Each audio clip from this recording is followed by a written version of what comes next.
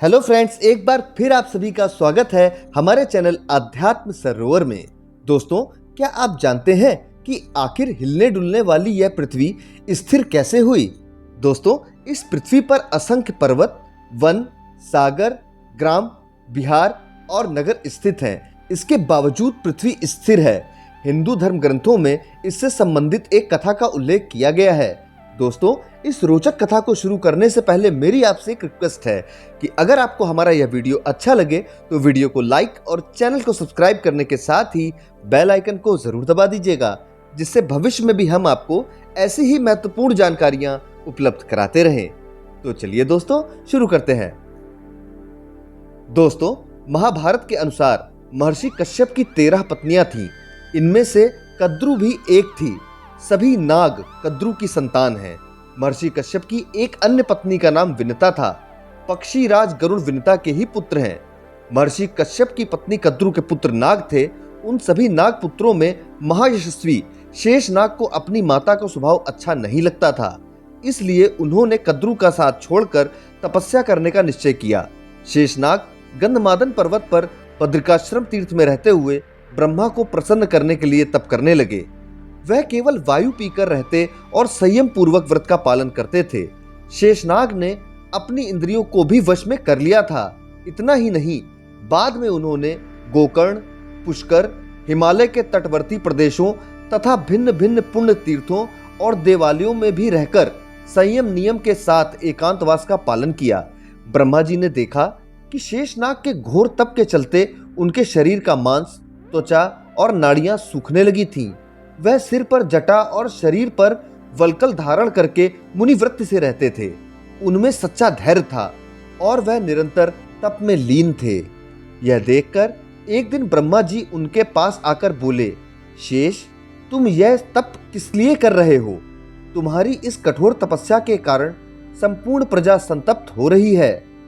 तुम्हारा हृदय में जो कामना हो वह तुम मुझे बताओ, मैं तुम्हारी इच्छा पूर्ण करने की चेष्टा करूंगा।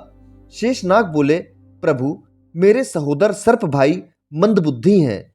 वे सदा एक दूसरे के दोष निकाला करते हैं। मैं उनके कुटिल स्वभाव से ऊब कर तपस्या करने लगा हूं, ताकि मुझे उन्हें न देखना पड़े। वे सब मेरी विमाता विनता और उनके पुत्रों से ईर्ष्या करते हैं। आकाश में विचरण करने वाले विनता पुत्र गरुण हमारे भाई हैं। मेरे पिता महर्षि कश्यप के वरदान से गरुण अत्यंत बलवान है, किंतु वे सर्प मुझे भी द्वेष रखते हैं। इसलिए मैंने निश्चय किया है कि मैं घोर तपस्या कर शरीर को ही त्याग दूं। आप मेरी यह मनोकामना पूर्ण कीजिए। परम पिता ब्रह्मा ने उनसे कहा, हे शेष, मैं तुम्हारे सब भाइयों की कुटिल मंशा को जानता हूं।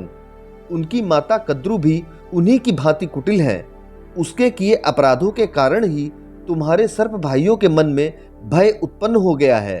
परंतु इस मामले में जो कुछ होना अपेक्षित है उसकी व्यवस्था मैंने पहले ही कर दी है। अतः तुम्हें अपने भाइयों के लिए शोक नहीं करना चाहिए। तुम जो अभीष्ट हो वैसा वरदान मांग लो। तुम्हारे ऊपर मेरा बहुत स्नेह है। नागों का भाई होने के बाद भी तुम्हारी बुद्धि उनकी तरह दूषित नहीं है, अपितु तुम धर्म के मार्ग पर अडिग हो। मांगो, क्या चाहिए? शेषनाग बोले, मेरी केवल यही इच्छा है कि मेरी बुद्धि सदा धर्म और तपस्या में लगी रहे।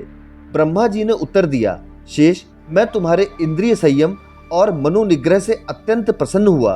मैं तुम्हें आशीर्वाद देता हूं कि तुम्हारी बुद्धि सदा धर्म में स्थिर रहेगी। अब मेरी आज्ञा सुनो। मैं तुम्हें प्रजा के हित के लिए एक कार्य सौंप रहा हूं, जिसे तुम्हें करना चाहिए। कौन सा कार्य पितामह? शेषनाग ने उत्साहित होकर पूछा। ब्रह्मा जी बोले, शेष, इस पृथ्वी पर असंख्य पर्वत, वन, सागर, ग्राम, विहार और नगर स्थित हैं, परंतु यह पृथ्वी हिलती डुलती रहती है। तुम इसे भली भांति अपने सिर पर इस प्रकार धारण करना कि यह पूर्णतः अचल हो जाए। शेषनाग बोले, हे प्रभु, मैं आपकी आज्ञा का पालन जरूर करूंगा। मैं इस पृथ्वी को इस प्रकार से धारण करूंगा जिससे यह हिले डुले नहीं। आप इसे मेरे सिर पर रख दीजिए।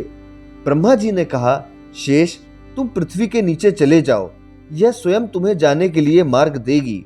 तब नागराज वासुकी के बड़े भाई भगवान शेष ने आपकी जैसी आज्ञा कहकर ब्रह्मा जी को प्रणाम किया और पृथ्वी के विवर में प्रवेश कर गए। नीचे जाकर समुद्र से घिरी पृथ्वी को सब ओर से पकड़कर अपने सिर पर धारण कर लिया। इस प्रकार यह पृथ्वी पूर्णतः स्थिर हो गई। दोस्तों, आपको हमारा यह वीडियो कैसा लगा कमेंट बॉक्स में जरूर बताएं। धन्यवाद।